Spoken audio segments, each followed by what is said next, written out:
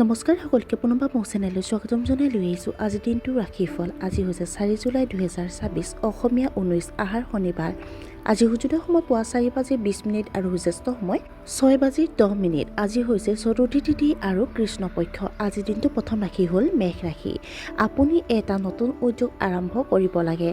আপোনাৰ সকলো প্ৰচেষ্টাতে সফলতা লাভ কৰিব। ছাত্ৰ-ছাত্ৰীয়ে চাকৰিৰ সুযোগ বিচাৰি পাব।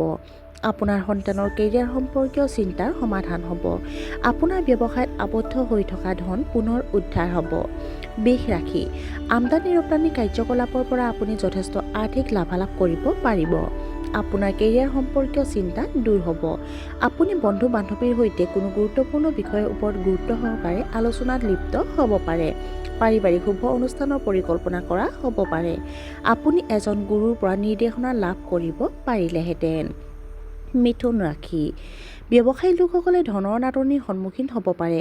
গুপ্ত বিষয়ত অত্যাধিক আগ্ৰহ লোৱাৰ পৰা বিৰত থাকক। ভাগৰুৱা অৱস্থাত খিংখিঙীয়া হ'ব পাৰে। জীৱনসংগীৰ লগত কঠোৰভাৱে কথা নাপাতিব।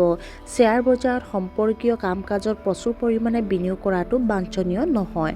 পেটৰ সংক্ৰমণ হোৱাৰ সম্ভাৱনা আছে। কৰ্কট ৰাশি। আপোনাৰ বৈবাহিক সম্পৰ্কত প্ৰেম আৰু মৰম বাঢ়িব। আপোনাৰ সম্পৰ্ক সম্বন্ধীয় সমস্যা সমাধান হ'ব। সন্ধিয়াত যথেষ্ট খৰচ হ'ব পাৰে। মাতৃৰ স্বাস্থ্যৰ প্ৰতি গুৰুত্ব দিয়ক। চৰকাৰী কামত বাধা আহিব পাৰে।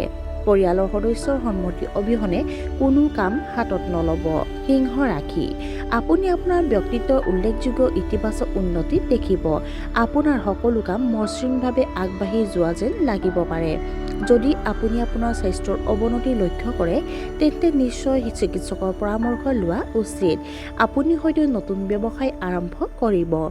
নিজৰ ইচ্ছা অনুসৰি কাম কৰিলে লাভজনক বুলি প্ৰমাণিত হ'ব। কন্যা ৰাশি। আজি আপুনি আপোনাৰ ওচৰ চুবুৰীয়া আচৰণৰ সঠিক মূল্যায়ন কৰিব। নতুন ৰোমান্টিক সম্পৰ্ক গঢ় লৈ উঠিব পাৰে।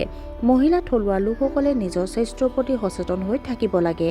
আপোনাৰ কামৰ সবিশেষ বাহিৰৰ মানুহৰ লগত শ্বেয়াৰ নকৰিব। আনৰ ওপৰত অত্যাধিক বিশ্বাস ৰখাটো ব্যয়বহুল বুলি প্ৰমাণিত হ'ব পাৰে। তুলা ৰাশি। দিনটো আৰম্ভ হ'ব এক উৎকৃষ্ট টোকাত। আপুনি আপোনাৰ পিতৃৰ পৰা পথ প্ৰদৰ্শন লাভ কৰিব। বন্ধু বান্ধৱীৰ ওপৰত বেছি বিশ্বাস নকৰিব। আপোনাৰ বৈবাহিক সম্পৰ্ক সুষম হ'ব। আপোনাৰ কষ্টৰ ফল লাভ কৰিব। আপুনি হয়তো সন্ধিয়া আপোনজনৰ লগত ওলাই যাব পাৰে। বৃশ্চিক ৰাশি। আজিৰ দিনটো আপোনাৰ বাবে শুভ হ'ব। কামত লৰালৰিকৈ যোৱাৰ পৰা বিৰত থাকিলে নিশ্চয় সফলতা লাভ কৰিব। সকলো গুৰুত্বপূৰ্ণ কাম সময়মতে সম্পূৰ্ণ কৰিব। আপুনি হয়তো আপোনাৰ জীৱনসংগীৰ সৈতে কোনো ধৰ্মীয় স্থানলৈ যাব পাৰে। পৰিয়ালৰ কনিষ্ঠ সদস্যসকলৰ স্বাস্থ্যৰ প্ৰতি গুৰুত্ব দিয়ক। ধনু ৰাশি। আপুনি বজাৰলৈ গৈ অত্যাৱশ্যকীয় সামগ্ৰী ক্ৰয় কৰিব পাৰে। শিক্ষাৰ্থীসকলে পঢ়া-শুনাত অসুবিধাৰ সন্মুখীন হ'ব। পৰিয়ালৰ সদস্যক অসন্মান নকৰিব। পৰিয়ালৰ ভিতৰত অশান্তিৰ পৰিৱেশ সৃষ্টি হ'ব। নেতিবাচক বিষয়ত সময় নষ্ট কৰিব নালাগে। মকৰ ৰাশি। আপোনাৰ দৈনন্দিন জীৱনত পৰিৱৰ্তন কৰাটো ভাল হ'ব।